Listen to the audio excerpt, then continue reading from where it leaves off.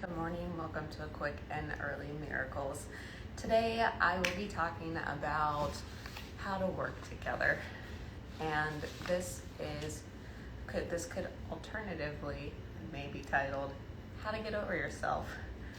And we're looking at barriers to effective collaboration, and the ones that I have spelled out are project, expect, reflect, and ego-ect.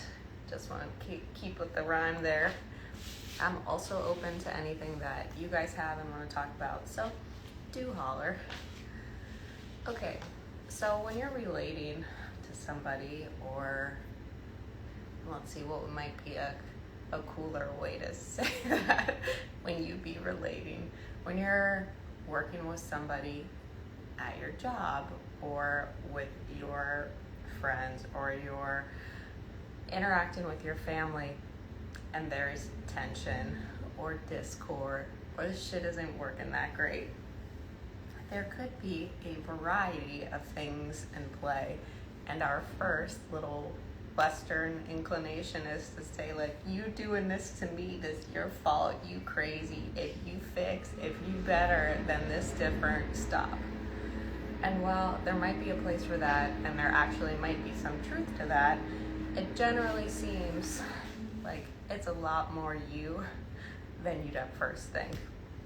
So if we look at this list, project, let's start at the top, and please shout if you have questions about how this could actually apply to the life that you're living, or you're not as comfortable with one of the terms I'm using as I am. So when I say project, I mean you take the story that you're living and you cast people in roles in it.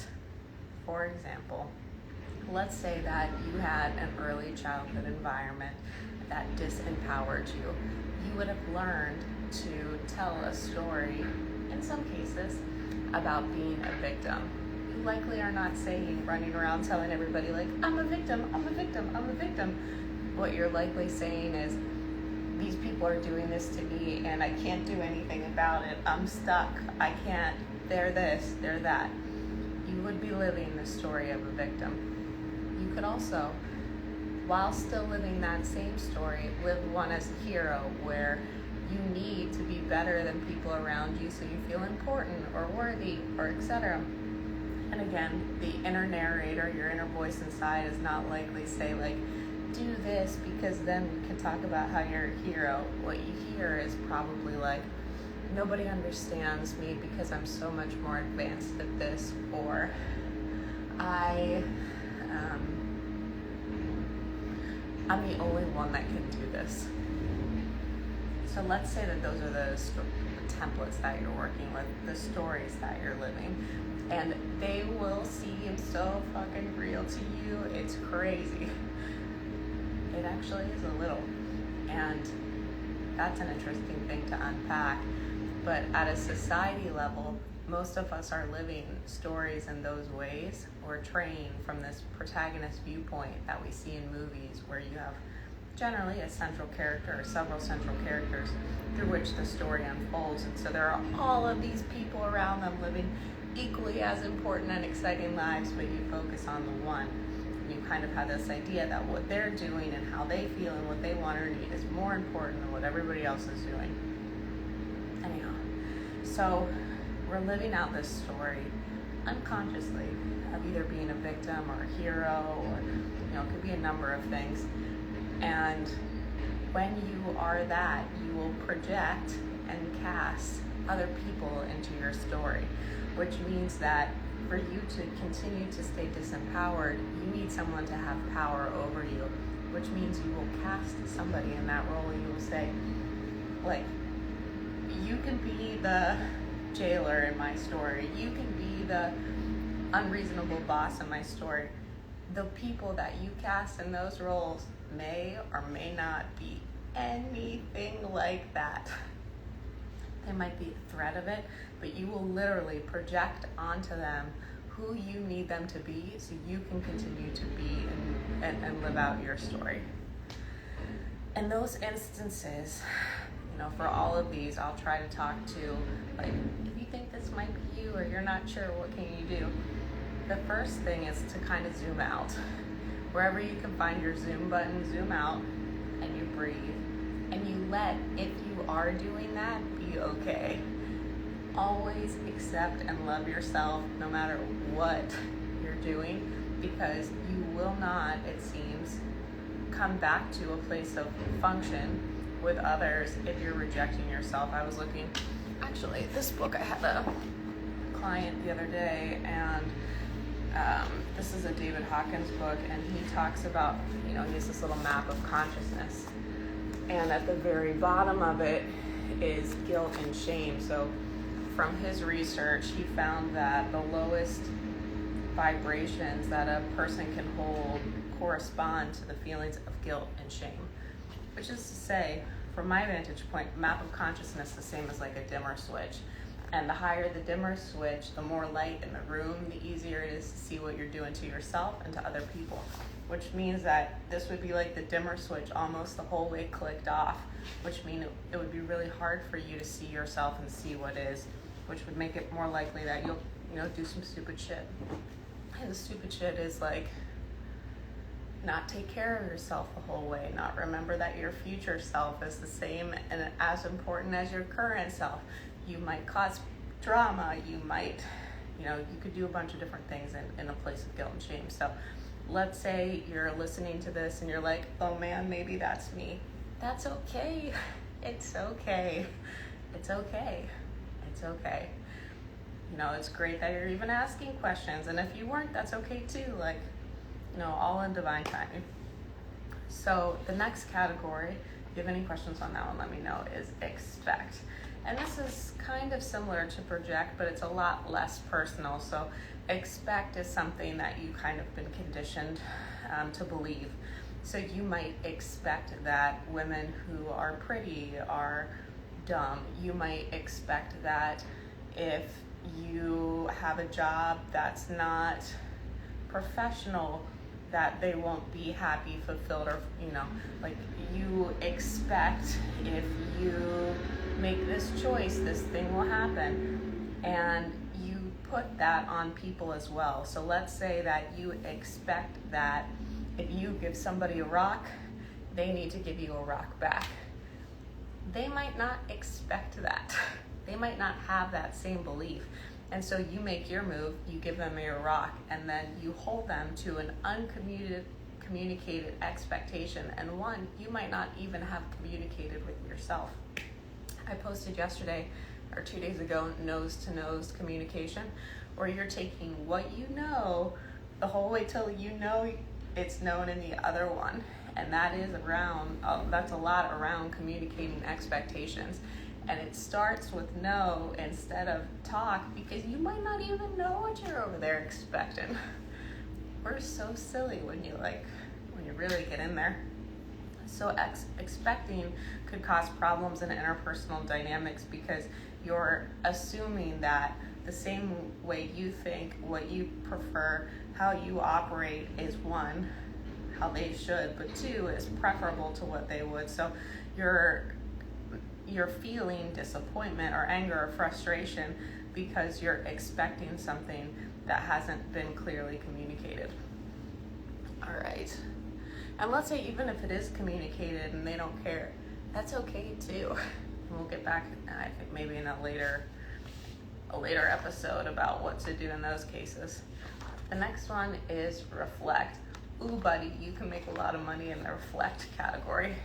So reflecting is when there is an aspect of yourself that you have been denying, and so someone outside of you will reflect it back. And again, we're talking about blocks to successful, fulfilling interpersonal dynamics and relationships. So like how you get along, enjoy, team with others. So reflecting in this case would be, let's say that okay, I'm drawing from real life here and it made me giggle. I'm on the phone with someone and they're telling me for probably the 30th time that they're annoyed that somebody else keeps telling them the same stories. 100% serious. in what they're saying. So you see sort of like the irony there. That's what reflecting is. It's when you see you outside and it pisses you off. So you might not necessarily be angry, but you could be irritated or annoyed, or it just sticks out to you. If you are talking shit about the people around you or the world around you, just press pause and ask, like, could this be a reflection of something I haven't accepted in myself yet? Where might I be doing this? How might I be that? No shit, like, this has been one of my greatest tools to coming to meet and integrate my dark side. And the dark side the dark side is dark because it's not, like I was saying with the consciousness thing, it's not lit through awareness. It's not dark because it's dark. It's dark because it's not light, which means it isn't in your consciousness. It's not in your awareness. So you may have difficulties in your personal relationships because people be reflecting back to you, and you haven't yet said to you, hey, that's okay, we do that, or did that, or like, I'll take ownership of that and do a better job. When you work with the world in that kind of reflect question category, man, it makes you compassionate because you see you're not that cool. You're cool, like, you're awesome, but you're not cool enough to be like, oh, these people are wrong. And it doesn't make you less cool than them. It just takes that off the table. Then you're free from playing that game of like, who's right, who's wrong, who's better, who's worse. You don't care because you see you're all humans. Questions, thoughts, feelings, comments so far? Any of this resonating? And the last one I have here is ego. Oops. Act. And I just put the act there because, to match the rest. When I say ego here, and there's a paper I wrote about ego on my profile right now that explains more what it is, but when I say it in this context, it means like you are trying to protect this image that you have of yourself. You want to make sure you look smart. You want to make sure that they think this about you. You want to make sure that you think that this about you. And that can be such a huge barrier to successful working with others, because you're not with the thing in the middle. It's not about the rock. It's not about the marker. It's not about the rock. It's about you. And so when you are caught in the what about me, like, lens or filter, you're not able to see what actually is being worked with, what the main point is. So when we're looking at these, we have project, expect, reflect, and ego act.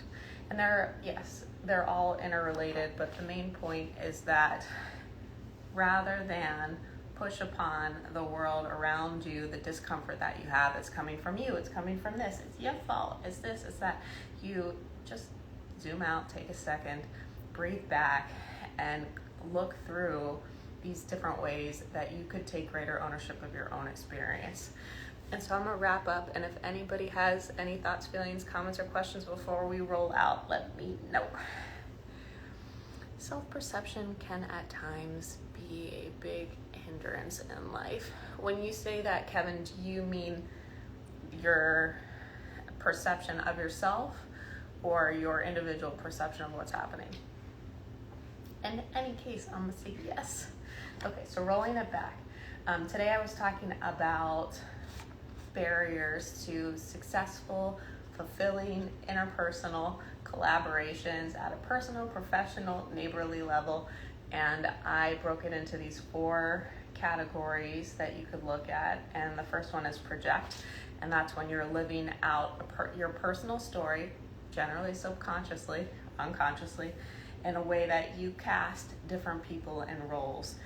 I talked about having a victim story that you're living out and casting someone in the victim role, which sounds a little more like on the negative side, on the like positively, but equally as distorted, you can cast somebody in a lover role.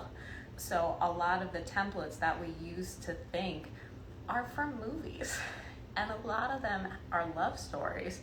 And so they have created sort of this idea or these ideas through which we view or think about relationships. And so you could meet somebody and project upon them like the role of your, princess on a white horse, or, prince on a pony, and you project that onto them rather than interact with them as like a real live human with real live feelings.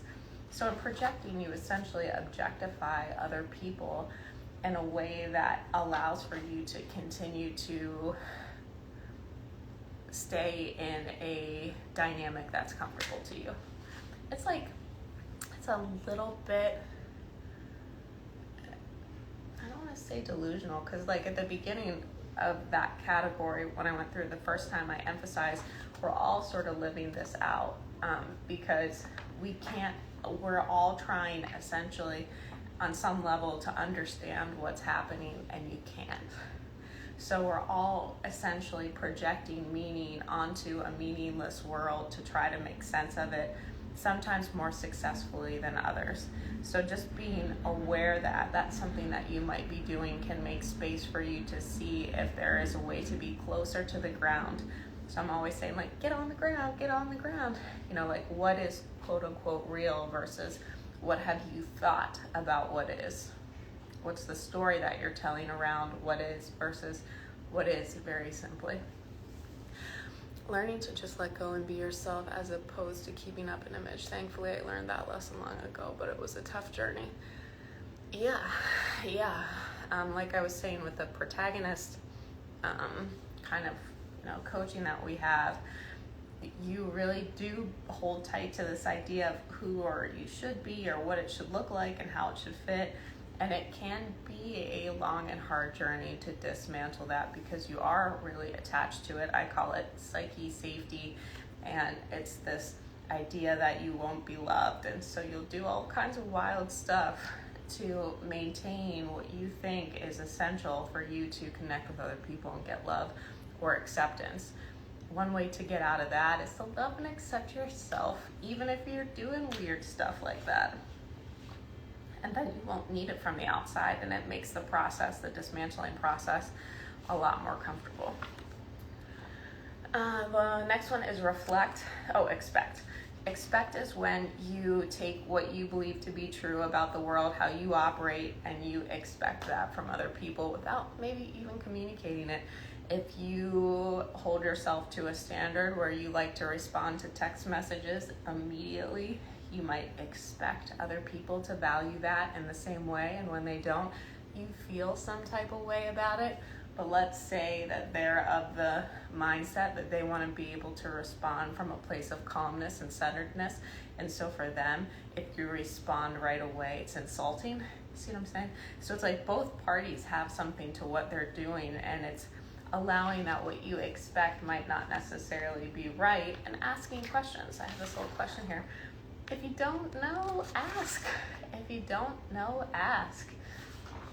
If you expected somebody to respond to you in a type of way and they didn't, all you have to do is say, hey, I thought you might do this and you didn't, period. You don't even have to ask a question. Just put it on their table if it's important and see what they say. The next one is reflect. This is my favorite. This is where you listen to what you're saying about the people and world around you, and you ask, is this me at all?